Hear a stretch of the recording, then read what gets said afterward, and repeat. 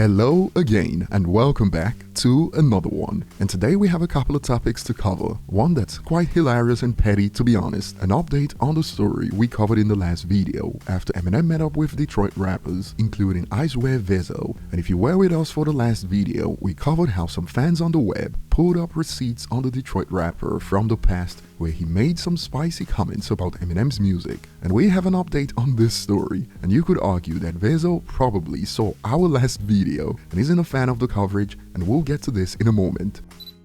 Today we also have more from Fat Joe, who recently spoke about a ritual he did back in the day in the spirit of friendly competition used to measure up himself to acts like Nas, Jay-Z and later Eminem. And at the latter part of the video, we'll be exploring MC Hammer's reaction to a question about how he has been snubbed for the most part this year as hip-hop celebrates 50 years. And his take on this was pretty much the numbers don't lie, and I'll be looking forward to your thoughts on his take.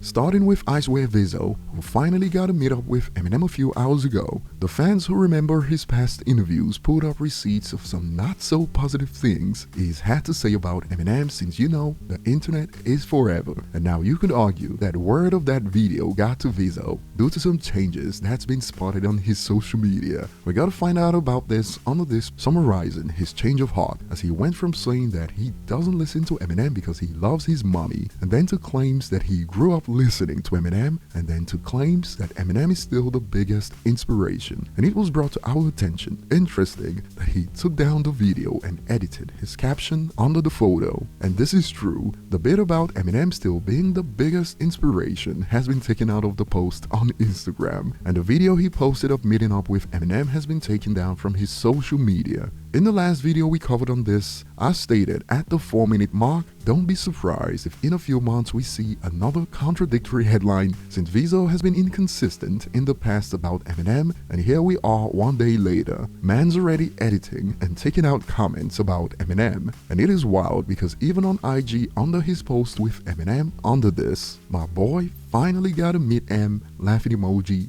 This was a response under, he blessed now, laughing emoji, but still gonna throw shots in his next interview. Quote, it had to be someone like Fifth who helped us meet M in our city, I'm telling you right now.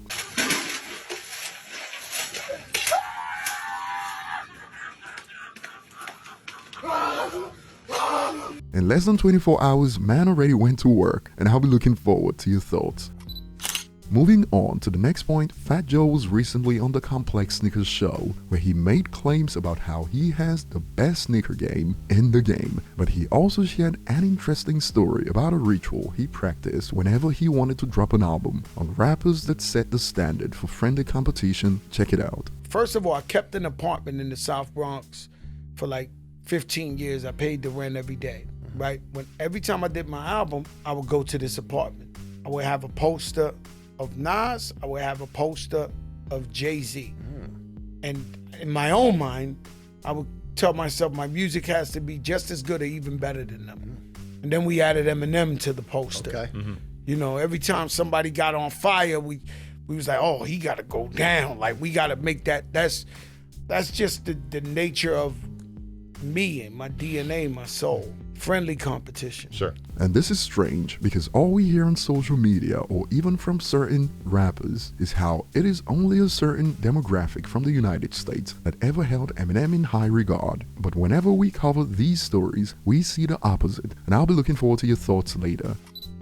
And moving on, MC Hammer was recently asked if he was interested in sharing his thoughts during hip-hop's 50th, and it didn't go as expected. And it all started when an AP reporter shared this on Twitter addressed to him. Hey MC Hammer, I'm an entertainment reporter for the AP, the world's largest news provider. I'd love to interview you about your contributions to hip-hop. I don't see a way to contact you on here, so please DM me or have your team reach out so we can set something up. Thanks. And this was how MC Hammer reacted. I appreciate it, but I prefer to read about it, which got this response. I understand, MC Hammer. I have not seen you acknowledged in hardly any of the hip-hop Hip-Hop 50 celebrations this year and just wanted to make sure your contributions are highlighted. As someone who grew up on your music as a kid, but respect, I appreciate you responding. And he dropped this in response: when 50 million people got in their cars and drove to the record store and bought my albums with their hard-earned money, I got all the acknowledgement I'll ever need. Once again, thank you, Gary. Not gonna lie, MC Hammer and his contributions to hip-hop have been extremely disrespected over the years, and he had more to add when a user stated, "This is not the way to go when it comes to ensuring your legacy and contributions are remembered, particularly when people are enthusiastically waiting to celebrate you."